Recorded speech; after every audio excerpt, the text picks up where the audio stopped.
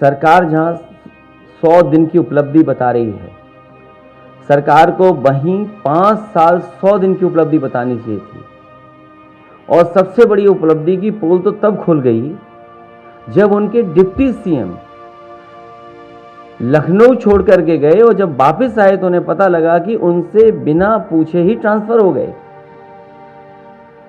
100 दिन की यही उपलब्धि है। और ये वो डिप्टी सीएम है जिन्होंने सबसे ज्यादा छापा मारे।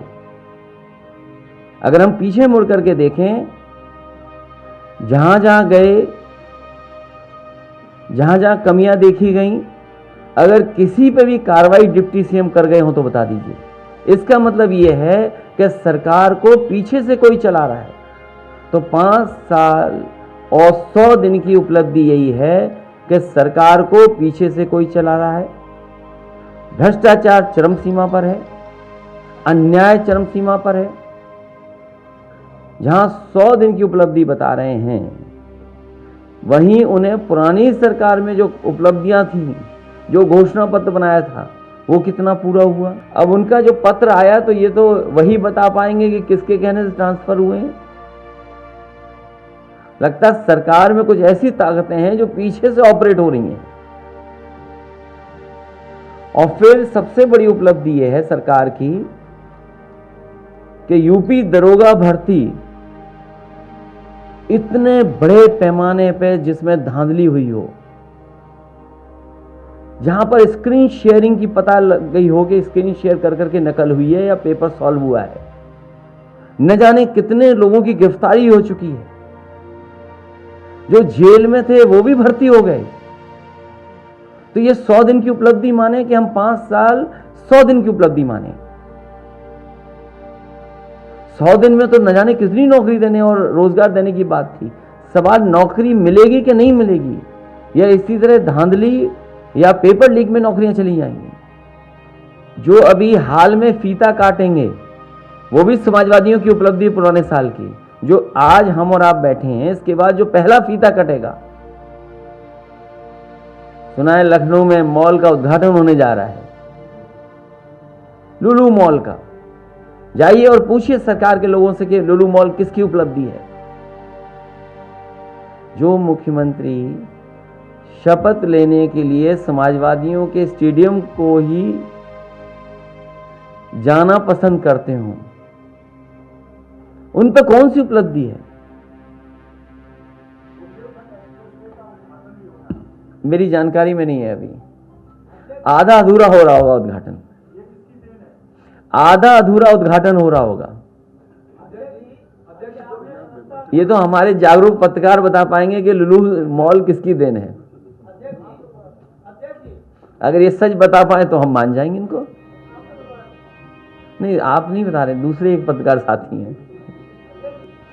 ये आजकल राजनीति जो दिख रही है वो है नहीं।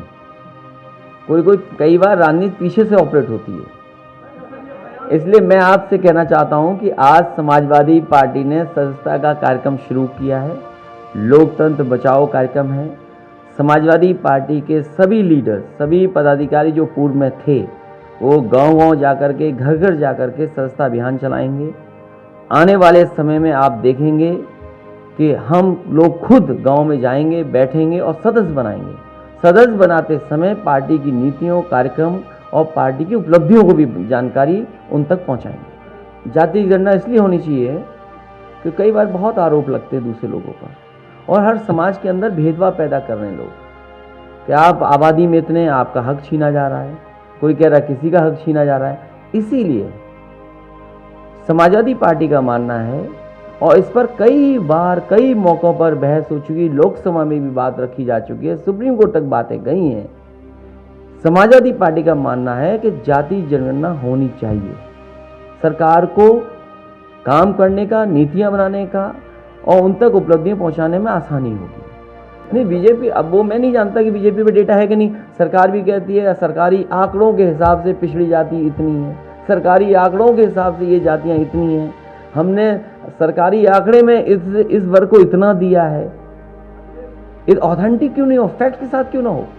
उसमें तो सरकार ने स्वीकार किया था, ये बात सच कह रहे हैं आप, कि उसमें सरकार ने खुद स्वीकार किया था।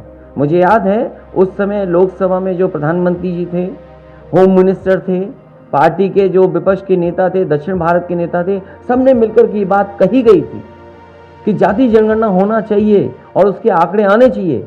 उस समय की सरकार ने स्वीकार किया था कि हाँ जनगणना के आंकड़े आएंगे, लेकिन सरकार ने स्वीकार नहीं किया।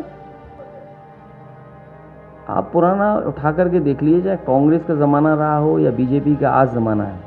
जब कांग्रेस दिल्ली में थी तो वो ईडी या सीबीआई लगाती थी अपनी विपक्षी पार्टियों पे, और उसी रास्ते पे आज भारतीय जनता पार्टी चल रही है।